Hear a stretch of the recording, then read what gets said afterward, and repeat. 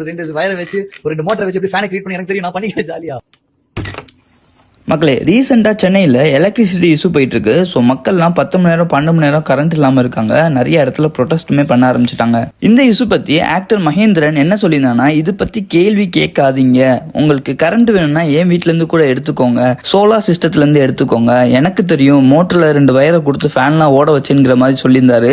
இப்போ நீங்கள் இன்டர்நெட்டை திறந்து பார்த்தீங்கன்னா சோலார் சிஸ்டம் மகேந்திரன் சொல்லி இன்டர்நெட் ஃபுல்லாமே மகேந்திரனை ட்ரோல் பண்ணிட்டு இருக்காங்க. இந்த இஷ்யூ அவர் சோலார் எனர்ஜிக்கு போல சோலார் சிஸ்டம் சொன்னதுக்காண்டி கிடையாது.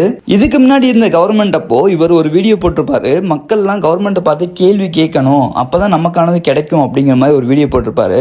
ஆனா இப்ப என்ன சொல்றாருன்னா, கேள்வி கேட்டா என்ன ஆக போகுது, எதுக்காண்டி கேள்வி கேட்கறீங்க அப்படிங்கிற மாதிரி சொல்றாரு. அதுதான் இங்க மிகப்பெரிய பிரச்சனையா இருக்கு.